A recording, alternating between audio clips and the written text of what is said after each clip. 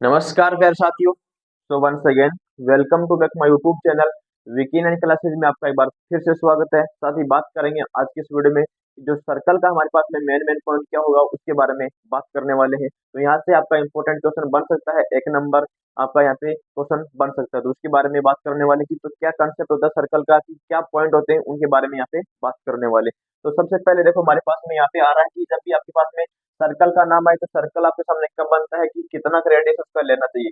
तो जब हमारे पास में एक तो शून्य त्रिज्या होता है उसको डॉट से प्रदर्शित करते हैं, और ये हमारे पास में जब देखो कि एक गोल आकृति बनती है तो उसको हम क्या बोलते हैं, वृत्त बोलते हैं। तो ये आपके पास में जब ऐसी आकृति आपको दिखाई देती है तो उसको क्या बोलेंगे, सर्कल बोलेंगे, इसको बोलेंगे वृत्त बोलेंगे। अब देखो कि यहाँ पे हमारे पास में एक गोल आकृति तो दे रखी है लेकिन इसके बीच में एक डॉट पॉइंट लगाया हुआ है, इसको बोलते हैं वृत्त का केंद्र बिंदु बोलते हैं। यानी जो हमारे पास में होता है इसको बोलते हैं केंद्र बोलते हैं, ये सेंटर हमारे पास में होता है किसका, वृत्त का होता है।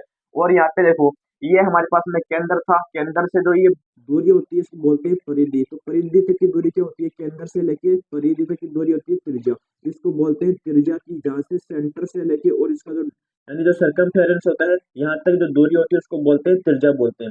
और यहाँ पे देखो कि आपके पास में सेंटर दे रखा है, सेंटर से एक सीधी लाइन गुजर रही है, यानी इसको क्या बोलते हैं आपके सामने, इसको बोलते हैं व्यास बोलते हैं। कि जब आपके पास में सेंटर से दोनों बिंदुओं को प्रतिच्छेद करने वाली लाइन होती है उसको बोलेंगे व्यास बोलेंगे।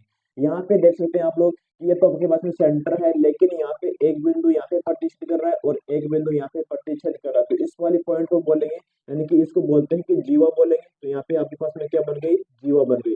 ये होती है सबसे बड़ी जीवा, और यानी ये भी जीवा की होती है। जब आप इसको दो भागों में प्रतिच्छेद करोगे इस सर्कल को तो ये क्या बनती है, जीवा बनती है। यहाँ पे देखो इसका सेंटर है, सेंटर से एक इसके साथ में टच करने वाली लाइन गुजरी तो उसको बोलते हैं स्पर्श रेखा बोलते हैं। ये हमारे पास में होती है कि टेंजेंट लाइन होती है, स्पर्श रेखा हमारे पास में बनेगी, और ये केवल एक ही बिंदु पे प्रतिच्छेद यहाँ पे करने वाली है, यानी केवल एक ही बिंदु पे प्रतिच्छेद करेंगे।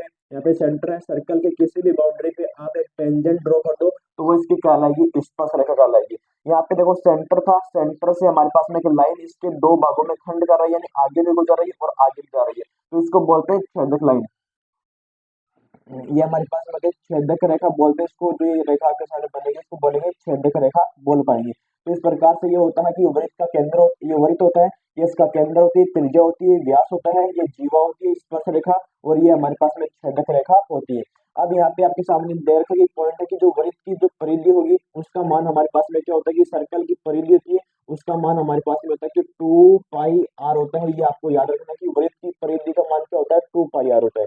यहाँ पे ध्यान रखा कि जो वृत्त का क्षेत्रफल होगा वो क्या होगा, यानी जो आपके सामने वृत्त का क्षेत्रफल निकाला तो यहाँ पर पाई आएगा और यहाँ पे क्या होगा, आर स्क्वायर यहाँ पर क्या होगा, इसका त्रिज्या बन जाएगा।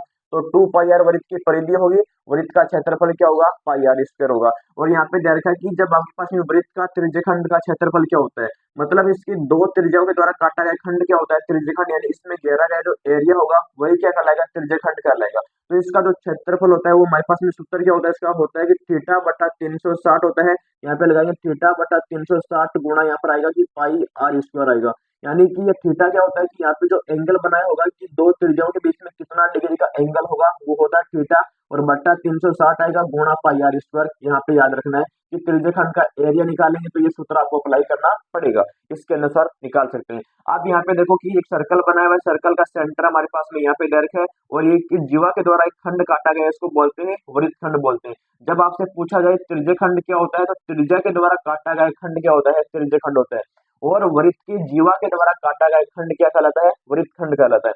यहाँ पे सेंटर है और ये जीवा है, जीवा से यहाँ पे क्या काटा गया, खंड काटा गया, इसका एरिया आपको निकालना तो इसको बोलते हैं वृत्तखंड बोलते हैं। यहाँ पे ये आपका क्या होता है, ये दीर्घ होता है और ये लघु त्रिज्यखंड होता है। यहाँ पर भी ये आपका दीर्घ होता है, यहाँ पे लघु होता है। तो इसका हम एरिया निकालेंगे, इसका तो कैसे निकालेंगे, सबसे पहले आपको सामने फॉर्मूला होता है वो यहाँ पे ध्यान रखना कि यहाँ पे होगा कि थीटा बटा 360 होगा और गुणा यहाँ पर होगा पाई r स्क्वायर होगा, लेकिन माइनस का यहाँ पे 1/2 यहाँ पर करना पड़ेगा, r स्क्वायर साइन थीटा यहाँ पे करना पड़ेगा।